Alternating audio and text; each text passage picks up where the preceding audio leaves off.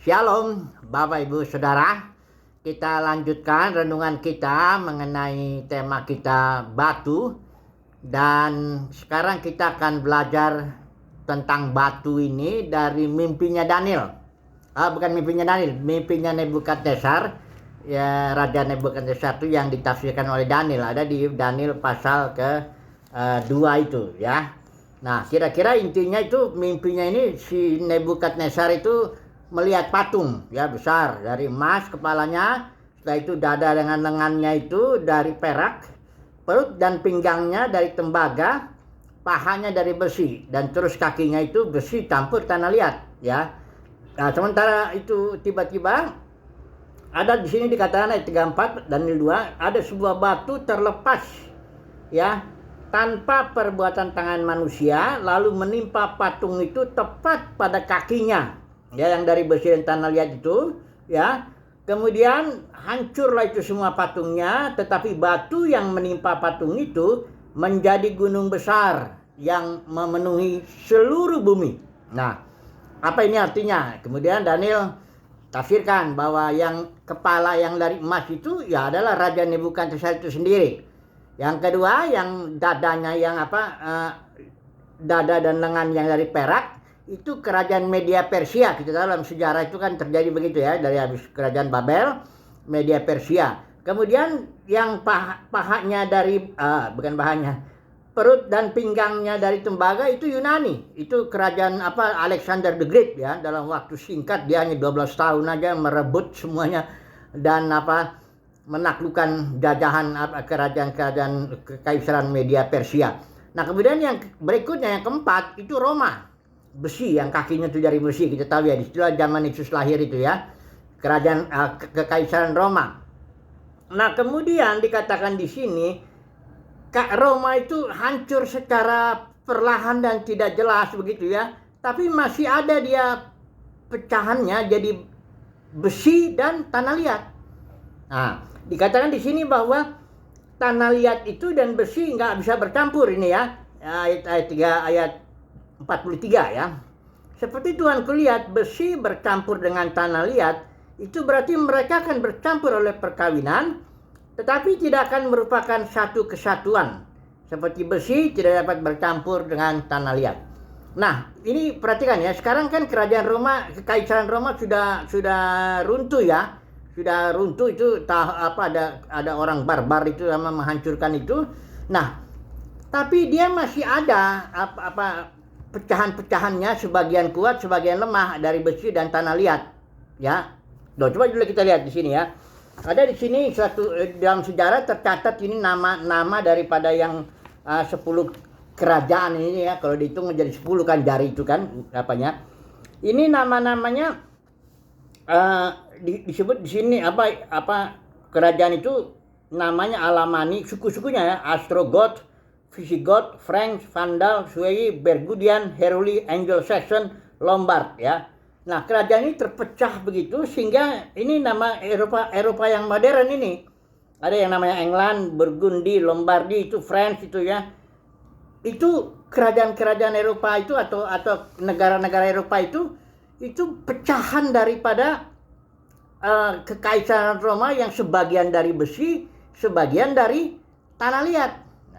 Nah, sekarang coba dulu kita lihat ya, ada orang yang berpandangan bahwa nanti akan timbul antikristus di akhir zaman yang akan membangun suatu pemerintahan dunia ya, artinya menyatukanlah yang Eropa itu menjadi suatu pemerintahan binatang begitu ya, dan antikristus ini berkuasalah atas dunia ini. Ya, ada yang berpandangan begitu ya. Intinya bangkitnya kekaisaran Roma itu dan dikuasai nanti oleh antikristus. Apakah mungkin itu? Ya, mari kita baca dulu ya. Sekali lagi Kejadian Daniel 2 ayat 43. Seperti Tuhan kulihat besi bercampur dengan tanah liat, dan itu berarti mereka akan bercampur oleh perkawinan, tetapi tidak akan merupakan kesatuan. Nah, dalam sejarah ada beberapa orang yang bangkit ini mencoba menyatukan kerajaan Eropa itu ya.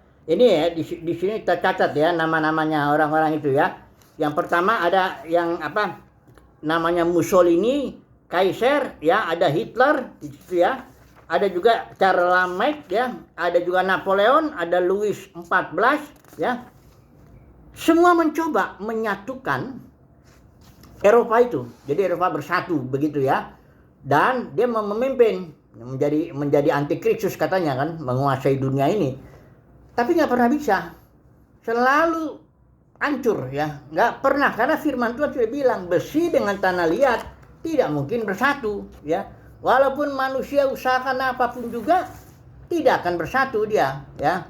Nah, dalam kondisi Eropa seperti itulah ya, kerajaan besi dan tanah liat, disitulah tiba-tiba terlepas batu tanpa perbuatan tangan manusia, dikatakan di ayat 4, sebuah batu tanpa perbuatan tangan manusia lalu menimpa patung itu tepat pada kakinya yang dari besi dan tanah liat itu, sehingga remuk, hancur semua, dan batu itu berkembang terus memenuhi seluruh bumi. Pertanyaannya, batu ini apa ya? Nah, saudaraku, lihat ini batu ini, kalau dari Petrus kita tahu kan itu batu hidup, itu kan gereja ya. Ini batu yang terungkit lepas ini batu yang seperti dari gunung batu terungkit ya, sedikit batu ya. Nah, siapa batu yang terungkit tanpa perbuatan tangan manusia ini? Bukan seluruh gereja itu batu hidup, tapi hanya terungkit sedikit ya, dan menghantam patung itu ya, kakinya ya. Jadi kerajaan yang sekarang lah ini. Intinya itu sebenarnya itu dikatakan di situ, batu itu adalah kerajaan sorga yang akan memenuhi seluruh bumi akhirnya ya, menaklukkan semua kerajaan-kerajaan dunia. Kalau dalam Wahyu pasal 11 sudah lihat, kerajaan dunia ini akan menjadi kerajaan Tuhan, dan yang diurapinya gereja pemenang ini. Jadi batu itu adalah gereja pemenang yang akan tampil bangkit di akhir zaman ini, mengeremukkan semua kerajaan-kerajaan Eropa yang sekarang itu ya, besi dan tanah liat itu, dan akhirnya kerajaan itu memenuhi seluruh bumi. Nah, ini kapan terjadinya? Ya tentu pada kedatangan Tuhan Yesus lah ya. Kita percaya bahwa Tuhan Yesus datang untuk menegakkan kerajaannya di muka bumi. Tapi ingat ya, bukan dengan seluruh anggota gereja itu dia melakukannya ya. Karena hanya terungkit sedikit saja ya dari gunung batu itu ya, dari batu-batu itu hanya terungkit sedikit saja ya.